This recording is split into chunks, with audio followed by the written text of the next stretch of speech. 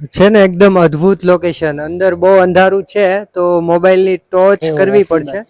ઓમ નમઃ શિવાય, ઓમ નમઃ શિવાય, ઓમ નમઃ શિવાય, ઓમ નમઃ શિવાય, ઓમ નમઃ શિવાય, ઓમ નમઃ શિવાય. એ પાંડવોને જ્યારે વનવાસ આપ્યો ત્યારે એમ કહેવાય છે કે ફરતા ફરતા ફરતા પાંડવો અહીંયા આવી ચડ્યા. હેલો નમસ્કાર મિત્રો, જય માતાજી, જય શ્રી રામ, જય હો મહાબલી હનુમાન. અને મારું નામ છે રાજ અને ફરી એકવાર સ્વાગત છે તમારું. અને આજે આપણે એવી જગ્યાએ જવાનું છે ત્યાં બાઇક લઈ જવી પડશે કારણ કે 4 વ્હીલ ચાલે એમ નથી. અને આજે આપણે તમને દર્શન કરાવવાના છે એક એવા મહાદેવના જે દ્રાપર યુગમાં પાંડવોએ સ્થાપના કરેલી એવા મહાદેવના. આજે તમને રત્નેશ્વર મહાદેવના દર્શન કરાવીશ.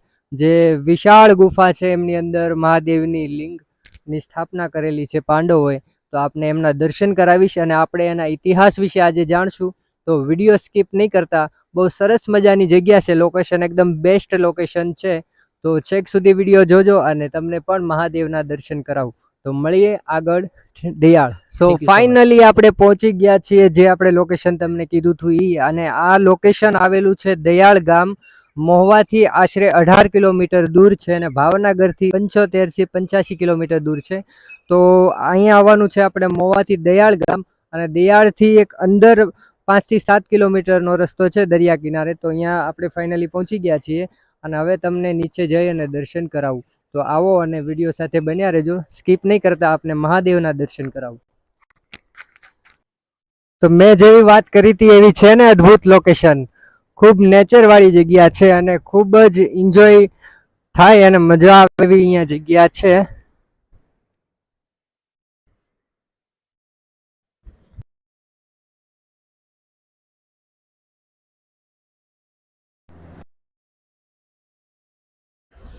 તો આપણે ગુફા પાસે તો પહોંચી ગયા છીએ પણ કમનસીબે પાણીનું ભરાવ અત્યારે છે તો અંદર આપણે જઈ શકીએ એમ પરિસ્થિતિમાં નથી. પણ આપણે દર્શન કરીને જ અહીંયાથી જવાનું છે. તો આપણે પેલા પાણી અહીંયાથી થોડુંક દૂર જાય એની રાહમાં આપણે રહીએ.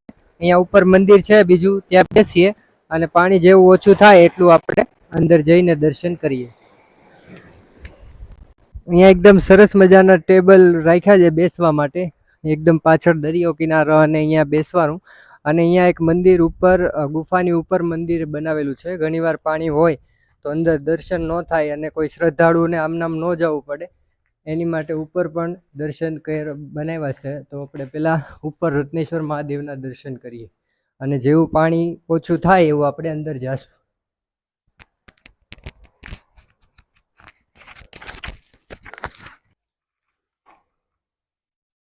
રત્નેશ્વર મહાદેવ અહીંયા કોઈ છે નહીં અને તાળું મારેલું છે એટલે આપણે અંદરથી દર્શન નહીં કરી આવી શકીએ. પણ તમે બહારથી જ દર્શન કરી લ્યો. અને આપણે કોઈકને ઉપર પૂછીએ. કોઈ અહીંયાનું રહેવાસી છે નહીં અત્યારે.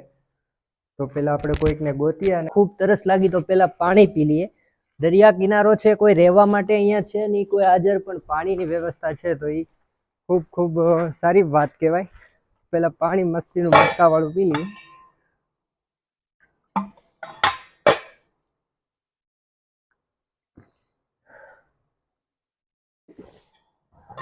નીચે અત્યારે હાલમાં પાણી ભરેલું છે અને અંદર જવા એવો રસ્તો થાય ત્યાં સુધી મંદિરની ઉપર એક સંત દેવીદાસ આશ્રમ છે. ત્યાં એક દાદા છે, એમની સાથે પહેલાં આપણે વાત કરીએ અને આપણે એના મહિમા વિશે થોડું જાણીએ. તો દાદા પહેલાં તમારું નામ દર્શકોને જણાવો અને અમને નીચે મહાદેવ વિશે થોડું દર્શકોને જણાવો. મારું નામ વાઘજીભાઈ ગભાભાઈ ગોહિલ અને હું દિયાળ ગામનો વતની છું.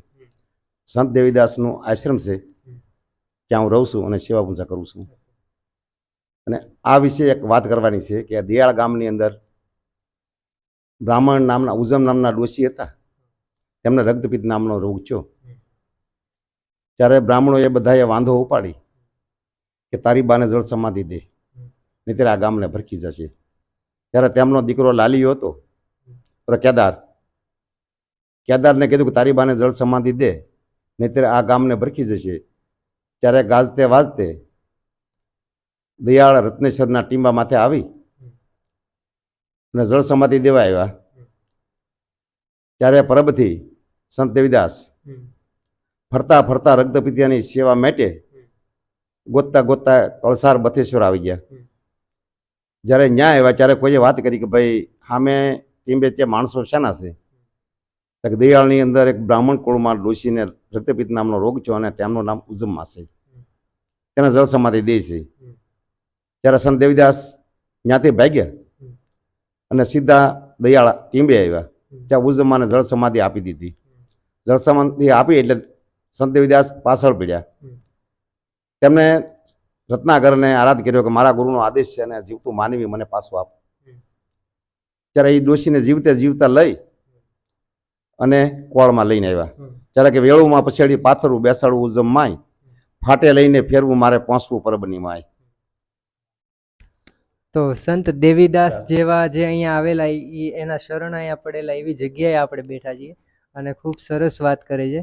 અને દાદા જે નીચે સ્થાપના કરેલી છે મહાદેવની લિંગની, એ કોણે સ્થાપના કરેલી છે અને કેવી રીતે અહીંયા સ્થાપના થઈ? એ પાંડવોને જ્યારે વનવાસ આપ્યો ત્યારે એમ કહેવાય છે કે ફરતા ફરતા ફરતા પાંડવો અહીંયા આવી ચડ્યા. ત્યારે અહીંયા રાત રોકાણા અને એ ગુફાની અંદર જે શિવલિંગ છે તેમની સ્થાપના પાંડવોએ કરેલી છે. તેમના 5000 વર્ષ એમ કહેવાય છે. 5000 વર્ષ થયા છે. એનો ઇતિહાસ બોલે છે. તો આપણે જે પાંડવોએ સ્થાપના કરેલી છે એ મહાદેવના આપણે દર્શન કરવાના છે નીચે જઈને. નો ખૂબ ખૂબ આભાર કે મને અને મારા દર્શક મિત્રોને આટલું બધું જણાવવા માટે. સો ફાઇનલી વાઘા દાદા પાસેથી આપણે ઘણું બધું જાણ્યું એના મહિમા વિશે. હજી નીચે પાણીનો ભરાવો હજી છે તો હજી થોડી વાર લાગશે, પણ આપણે દર્શન કર્યા વગર અહીંયાથી જવું નથી. તમને દર્શન જરૂર કરાવશું કારણ કે પાંડવો વખતની સ્થાપના છે તો એ આપણે મહાદેવના દર્શન અત્યારે કરવાના છે. અહીંયાથી હાર માનીને જવાનું નથી. પણ મેં અહીંયાનું સાંભળેલું છે કે અહીંયા જે મંદિર છે ત્યાં રાતના કોઈ રહી શકતું નથી કારણ કે એવા જે એને ભણકારા થાય એવું બધું ભયંકર જગ્યા અહીંયા લાગે છે. તો ઘણા લોકો પાસે મેં સાંભળ્યું કે અહીંયા રાતે રહેવું બહુ મુશ્કેલ છે. પણ જે ઉપર વાઘા દાદા હતા એમણે ગઈ નવરાત્રિમાં અહીંયા 9 દિવસ અખંડ અહીંયા રાત દિવસ રહ્યા છે. તો વાઘા દાદામાં ખૂબ મહાદેવની મહેરબાની કહેવાય કે એમની સેવા પૂજાના કારણે એમને રાત દિવસ અહીંયા માતાજીના ગયા વખતે નોરતામાં એમણે મહાદેવની અહીંયા રાત દિવસ એને અખંડ બેઠા છે. તો ખૂબ સારું કહેવાય. પણ બસ હવે થોડી વારમાં પાણી જાય એટલે આપણે અંદર ગુફામાં જઈ અને દર્શન કરીએ મહાદેવના. ત્યાં સુધી અહીંયા લોકેશનનું અહીંયાનું નેચરનું માહોલ માણીએ. દૂર સામે જે પેલું બીજું પહાડ દેખાય ને ત્યાં આટલામાં એક બથેશ્વર મહાદેવ છે. અત્યારે ત્યાં પણ દર્શન નહીં થઈ શકે કારણ કે પાણી છે.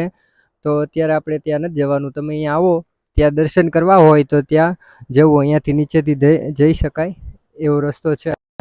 બાઇક નહીં જાય, ચાલીને જવું પડશે.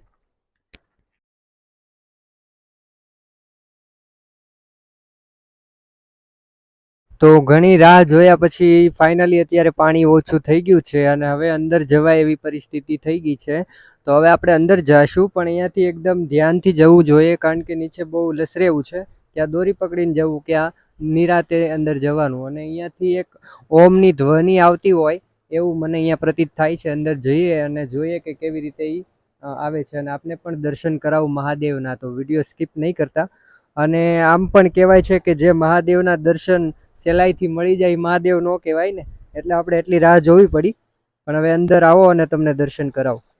છે ને એકદમ અદ્ભુત લોકેશન. અંદર બહુ અંધારું છે તો મોબાઈલની ટોર્ચ કરવી પડશે અને અંદર એવી રીતે જવું પડશે.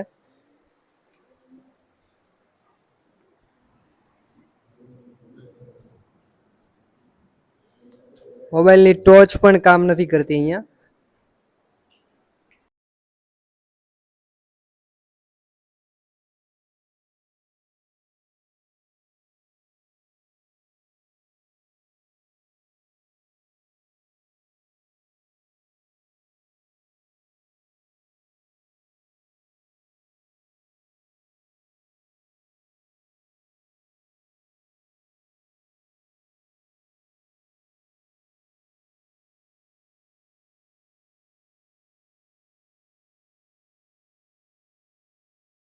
સો ફાઇનલી રત્નેશ્વર મહાદેવ અહીંયાથી આપને દેખાય છે. હવે બસ ત્યાં જઈએ અને દર્શન કરીએ.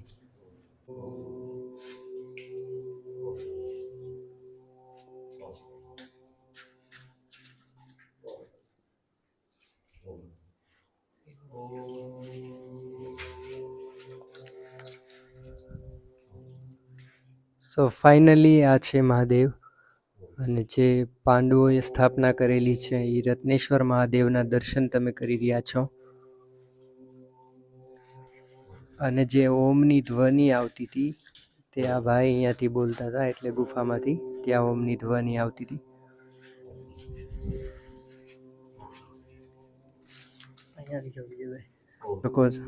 જોઈ શકો છો તમે.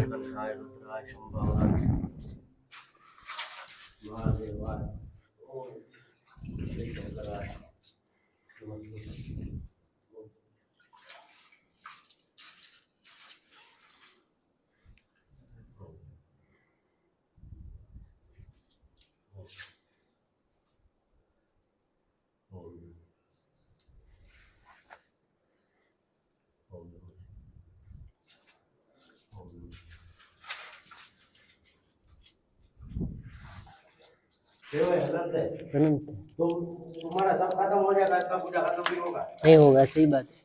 ओम नमः शिवाय, ओम नमः शिवाय, ओम नमः शिवाय, ओम नमः शिवाय, ओम नमः शिवाय, ओम नमः शिवाय, ओम नमः शिवाय, ओम नमः शिवाय. हाँ, बाहर से धोया. हाँ. ओम नमः शिवाय, ओम नमः शिवाय, ओम नमः शिवाय, ओम नमः शिवाय, ओम नमः शिवाय. आप यहाँ पर ही पूजा करते हो ना? ઓમ નમઃ શિવાય, ઓમ નમઃ શિવાય. સો આ તું આજે મહાદેવનો મહિમા, અને આશા કરું છું કે આપને ખૂબ ગમ્યું હશે અને આપ બી દર્શન કરીને પાવન થયા હશો. તો આવાના આવા વિડીયો જોવા માટે અને આવાના આવા ઇતિહાસો જાણવા માટે અમારી ચેનલને સબસ્ક્રાઈબ કરી રાખજો. અને જો તમને પણ આવા કંઈ જગ્યાના સ્થળ વિશે લોકોને દેખાડવું હોય તો કોમેન્ટ બોક્સમાં લખજો કે આ જગ્યા છે. જો અમે પોસિબલ હશે તો ત્યાં જઈ અને ઇતિહાસ જાણીશું અને આપને યુટ્યુબમાં વિડીયો અપલોડ કરશું. તો પ્લીઝ લાઇક, કમેન્ટ, શેર કરજો અને સબસ્ક્રાઈબ કરી રાખજો. મળીએ નવા વિડીયોમાં એક નવા ઇતિહાસ સાથે. Thank you so much. Bye bye and